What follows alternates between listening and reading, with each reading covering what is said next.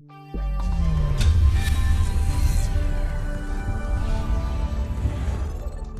let's take it one by one. Now radius is an IETF standard, which is let's say described in RFC 2865.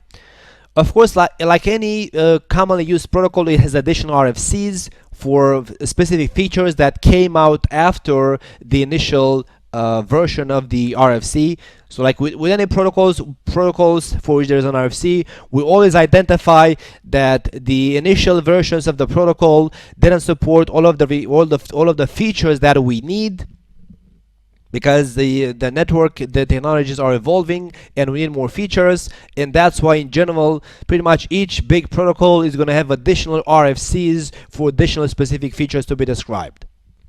Now radius 1 drawback is going to be that it combines authentication and authorization in one process. So those cannot be two different processes. Let's see exactly where that's a problem. And radius runs over UDP ports 1645, 1812 for authentication. Those are and runs over UDP port 1646 and 1813 for accounting. Now the initial ports of 1645 and 1646, those are called legacy. The reason that we have new ports, which is 1812 and 1813, is because those legacy ports were also used by the data metric service. So in general, it's not good to have two services, well-known services running on the same ports. Like that's why HTTP runs on TCP port 80 and NTP doesn't run on TCP port 80. So each well-known service should have its own dedicated TCP or UDP, or both of them in some cases, port number that it runs on top of. So because initially the radius RFC was using the same ports as another service, the data metric service, then that's why they came up with also a new range of ports, 1812 and 1813. Now within the communication between the authenticator and the authentication server, because that's where the radius protocol is going to be relevant, within the radius packet, radius only protects or hides the user's passwords by using the MD5 algorithm. We're going to speak in greater detail about hashing and encryption algorithms tomorrow on VPNs. But radius is able to provide, let's say, security for the user's password by using a MD5 algorithm combined with a specific key, which is known only by the authenticator and the authentication server. So like for example, let's take this example, and assuming that SPCA telnets to router 3 to manage it, and it's going to provide a username and password in the telnet session. So TestPCA is going to say the username is, let's say, Christian, with the password being CISCO.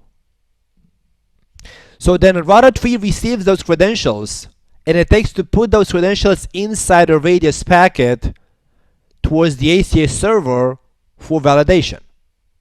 So these credentials are going to be sent Christian and CISCO, username Christian, password CISCO, are going to be sent by TestPCA over the telnet session to the router, and then the router 3 is going to put those credentials inside the radius packet.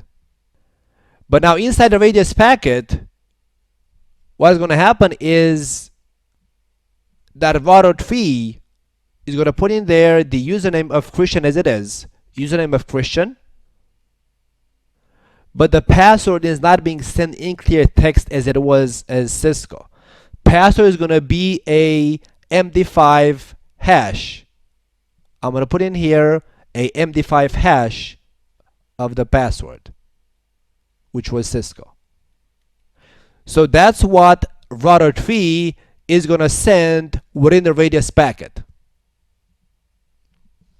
So that's why they state that radius protects only the user's password, because within the radius packet, everything is in clear text. If you do packet capture, everything is in clear text except the user's password.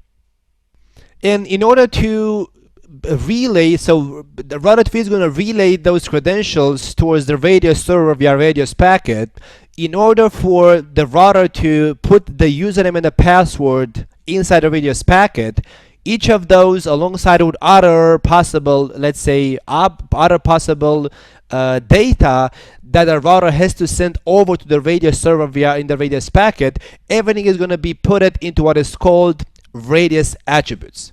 So I'm going to have the radius username attribute where the router is going to put the username of Christian, and I'm going to have also the radius user password attribute where the router is going to put the user's password in the MD5 hash format.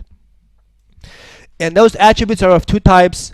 Auto IETF standard defined, which means any implementation of the radius service should support those attributes, or they can be vendor specific attributes, like which is VSAs, which means that each vendor, including Cisco, has chosen to develop new attributes for different and various scopes.